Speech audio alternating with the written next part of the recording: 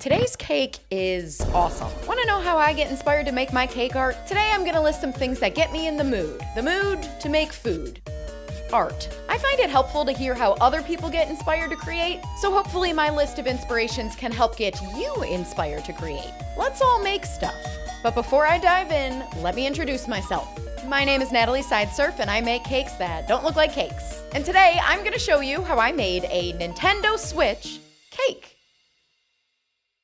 First on my list of things that inspire me to create is gonna sound a little, well, maybe like self-centered. But hear me out, because sometimes I actually inspire myself. And this Nintendo Switch cake is a great example of what I mean. When I start a cake, sometimes my expectations are kinda meh, and I don't feel so confident. There are just some objects that I don't think will translate well into cake. Like this cake. When I started, I was unsure of how I could approach making the screen. Making it look hyper-realistic, I think, is the most difficult part of this cake. And even though I knew it'd be hard, I went for it anyway, because I like to challenge myself to make things that I know will be difficult. Because that's the absolute best way that I can experiment and learn new techniques, which results in me being a better artist. And don't get me wrong, it's really hard to face the possibility that you're about to start a project that might not be that great. And then the people who see it might also think it's not so great. If you guys don't like the cake or I don't like the cake, that's actually okay, because I tried something new and I learned from it. So it's still a win at the end. Even though it seems like an L, it's a W.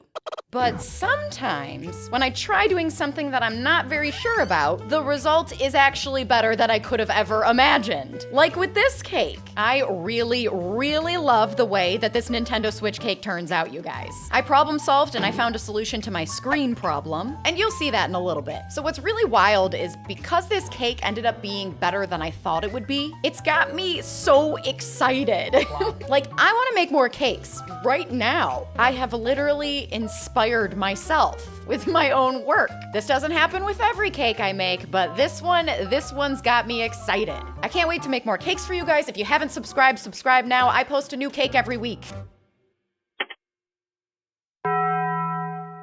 Another thing that inspires me are my friends. You see, over the years, I've had a lot of different friends. Some have been good and some have been great. And some of my favorite people are the ones who are out there doing amazing things. Because when I surround myself with hardworking people who aspire to create, it rubs off on me. There's a vibe when we're all talking about all the different things that we're working on, and it's absolutely infectious. In fact, I have friends right now who are just finishing up a film, and another friend who's finishing writing a book. And I love hearing about how their projects are coming along. Sometimes there's good times, and sometimes there's not so good times, and we all go through it, and knowing that they're toughing it out inspires me to keep going. Another thing that inspires me to create is other artists. And I'm not talking about just people who make cake. I'm talking about artists who work with all different kinds of media. People who draw, people who paint, digital artists, musicians, filmmakers. You never know who's gonna inspire you. You know what type of artist really inspires me? Special effects artists. I can watch videos of artists making movie props and doing insane makeup all day. I'm always thinking, like, how can I make cake versions of special effects art? There's so many cool techniques that they have, and with a little experimenting, I found out over the years that some of those techniques do translate into cake. Movies aside, there are some artists out there who use special effects techniques to create art that is up in galleries, like hyper-realistic fine artist Ron Muick. He makes these super large-scale hyper-realistic sculptures that will blow your mind.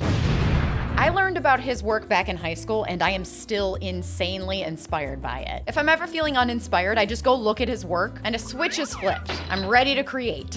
I also like to watch YouTube. YouTube is an art. I love it. I'm watching these YouTubers making awesome videos. Like, look at them, they're doing it. I can do it. We can all do this. Now sometimes, I'm gonna be real with you guys, I just get so stuck in a rut. Nothing's get me out of it. I am just utterly uninspired and I can't get myself to work. I just don't feel it.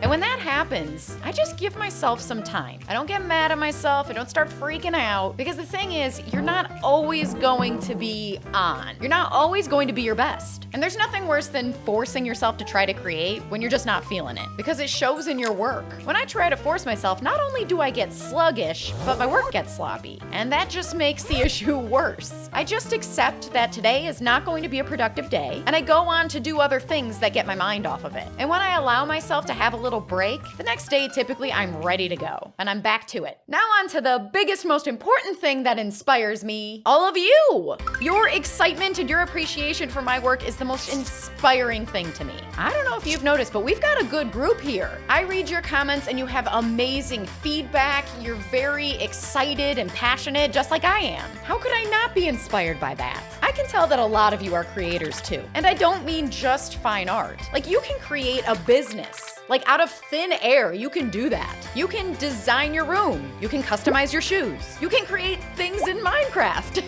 What are you working on right now? Let me know in the comments. It can be anything at all. I want to know what you're making. What are you creating? That being said, thank you all so much for inspiring me. Your support and suggestions means a lot.